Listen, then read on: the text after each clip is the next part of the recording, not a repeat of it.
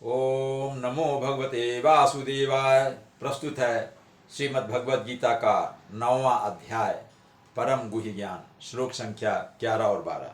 श्लोक संख्या 11 इस प्रकार है।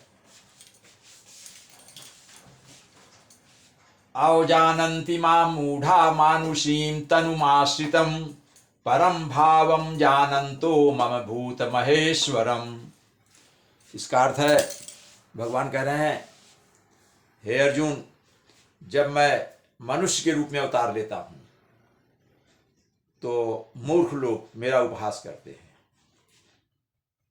वो मुझ में विश्वास नहीं, मुझे ईश्वर मानते ही नहीं है।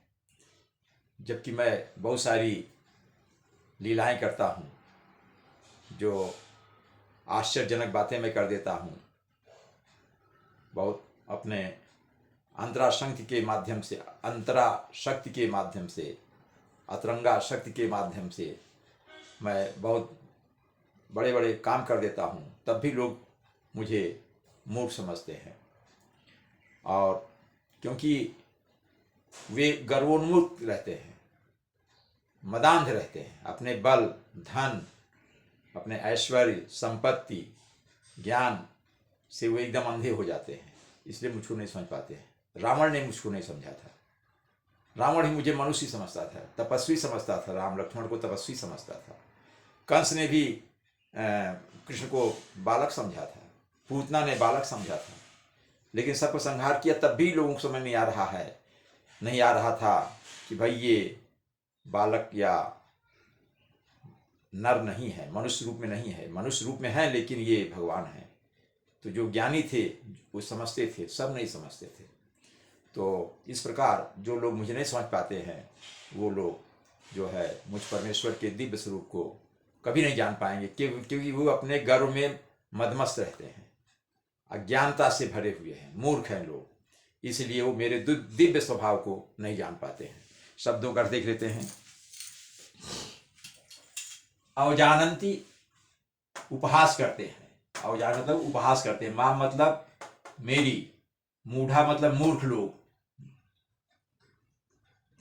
मानुषी मतलब मनुष्य रूप में, तनुम आश्रितम, तनुम प्लस आश्रितम, शरीर को धारण करता हूं। जब मनुष्य रूप में मैं अवतार लेता हूं तो मूर्ख लोग मेरा उपहास करते हैं।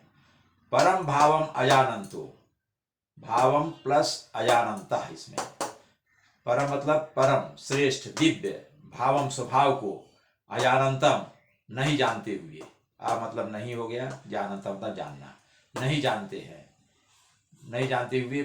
मम मतलब मेरे दिव्य स्वभाव को नहीं जानते हैं। भूत महेश्वरम, भूत महाईश्वरम का इसका मतलब होता है मुझ सृष्टि की रचना करने वाले परम स्वामी परमेश्वर, मुझ कृष्ण को नहीं जानते हैं। अगला श्लोक है, मोघाशा मोघ कर्माणो मोघ ज्ञाना विचेतसः राक्षसी मासुरीम चैव प्रकृतिम मोहिनीम श्रिताः। इसका अर्थ है, भगवान कह रहे हैं, जो लोग इस प्रकार मोहग्रस्त हो जाते हैं, उनको समझ नहीं आता कि मैं दिव्य स्वरूप हूं, भले ही मनुष्य के रूप में हूं, तो वे लोग मोहग्रस्त हो जाते हैं।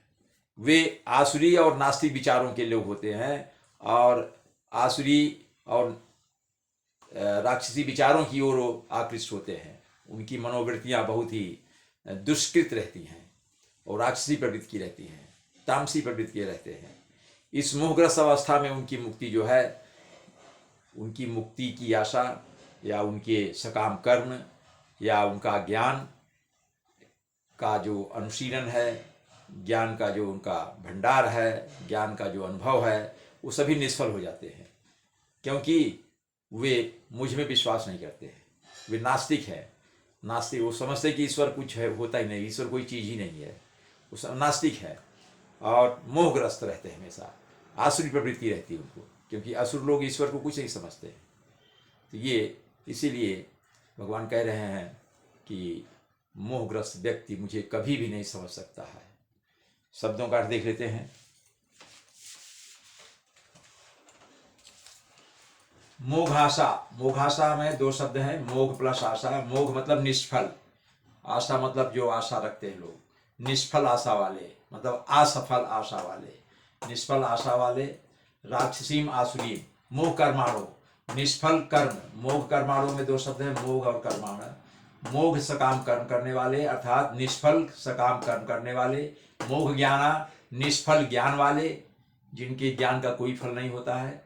विचेतसा मतलब जो मोह को प्राप्त हो गए, मोहग्रस्त लोग। राक्षसीम आसुरीम दो शब्द हैं, राक्षसीम प्लस आसुरीम, राक्षसी प्रवृत्ति के लोग और आसुरी प्रवृत्ति के लोग। चय में दो शब्द है, चा प्लस एव। निश्चित रूप से प्रकृति मतलब स्वभाव को, स्वरूप को। मोहिनी प्रकृति, मोहिनी मोहने वाली। सीता मतलब जो मोहग्रस्त हो गए हैं, जो स्वभाव से ही मोहग्रस्त हो गए हैं, ऐसे राक्षसी और आसुरी प्रवृत्ति के लोग मुझे नहीं जान पाते हैं, ये अर्थ है। ओम नमो भगवते वासुदेवाय।